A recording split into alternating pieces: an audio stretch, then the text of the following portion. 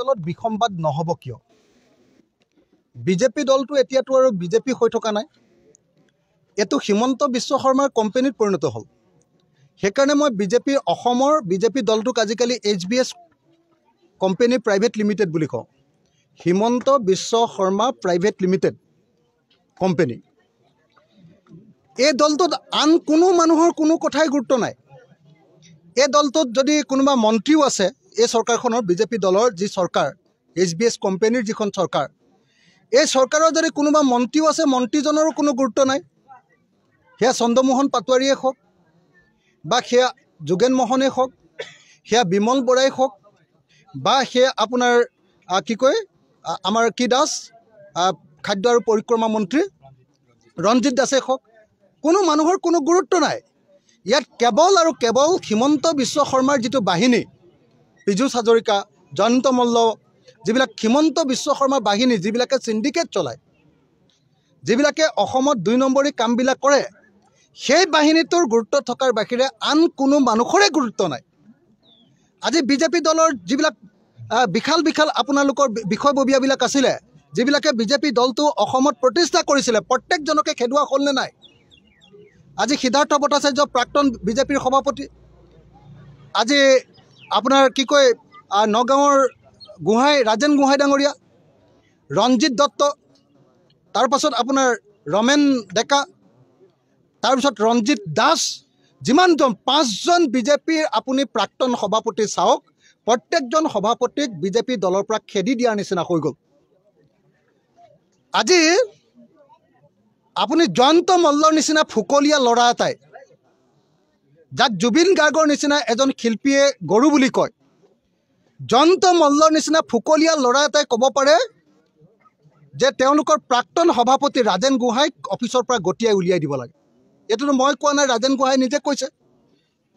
ফুকলীয়া যদি জয়ন্ত মল্ল বৰুৱাই যদি প্ৰাক্তন সভাপতি এজনক বিজেপিৰ কাৰ্যালয়ৰ পৰা খেদি দিব পাৰে হেতু HBS private company HBS company private লিমিটেডৰ বাহিৰে আন কি হ'ব পাৰে তাৰ মানে হিমন্ত বিশ্ব শৰ্মাই বিজেপি দলটোক টেক ওভাৰ কৰি ল'লে কোম্পানী যে ইটোৱে সিটো কিনি লয় যে টেক ওভাৰ কৰি ল'লে এটা সেইকাৰণে বিজেপি দলটো বিজেপি দল নহয় বিজেপি দলটোৰ অসমৰ নামটো হ'ল HBS company private limited HBS company private লিমিটেডে এতিয়া আন সকলোৰে অধিকাৰ হৰণ কৰি লৈ গৈছে সেইকাৰণে আপোনালোকে দেখিছেনে নাই মৰিগাঁৱৰ বিধায়কজনে কি কৈছে মৰিগাঁৱৰ বিধায়কজনে কৈছে যে এতিয়া অসমততো বিধায়ক থাকি কোনো লাভ নাই বিধায়কৰ কোনো ক্ষমতাই নাই সব কাম এতিয়া বিধায়কৰ পৰিৱৰ্তে হিমন্ত বিশ্ব শৰ্মাৰ যিটো গুণ্ডা বাহিনী সেই গুণ্ডা বাহিনীটোৱে পৰিচালনা কৰে বিধায়কবিলাকৰ কোনো কাম নাই আজি দলৰ বিজেপি দলৰ পুৰণা কৰ্মীবিলাকক পুৰা নিখেষ কৰি পেলালে হিমন্ত বিশ্ব শৰ্মা বাহিনীটোৱে কোনো সিদ্ধান্ত ল'ব নোৱাৰে আজি আটাইতকৈ ইম্পৰ্টেণ্ট কথা তপন গগৈ যে ইয়াৰ MP তেওঁকো খেদিবৰ কাৰণে ব্যৱস্থা কৰিলে কিবা এটা ইনচিডেণ্টৰ কাৰণেহে তেওঁ বাচি গ'ল আজি দৰঙৰ যিজন কি কয় মংগলদৈৰ যিজন MP আছিলে শইকীয়া তেওঁৰ ক্ষেত্ৰতো আমি দেখিছোঁ যে একেটাই ঘটনা গতিকে এফালৰ পৰা বিজেপি দলটোৰ ভিতৰত বিসম্বাদ হোৱাটো খাটাং কাৰণ এফালৰ পৰা বিজেপি দলটোৰ পুৰণা কৰ্মীবিলাকক গুৰুত্বপূৰ্ণ কৰ্মীবিলাকক হিমন্ত বিশ্ব শৰ্মাৰ বাহিনীটোৱে এফালৰ পৰা খেদি দিছে আৰু গোটেই কোম্পানীটোৱে HBS কোম্পানী প্ৰাইভেট লিমিটেডে বিজেপি দলটোক সম্পূৰ্ণৰূপে টেক ওভাৰ কৰি ল'লে গতিকে মই আশা কৰোঁ যে বিজেপি দলৰ যিবিলাক পুৰণা কৰ্মী সৎ কৰ্মী নিষ্ঠাবান কৰ্মী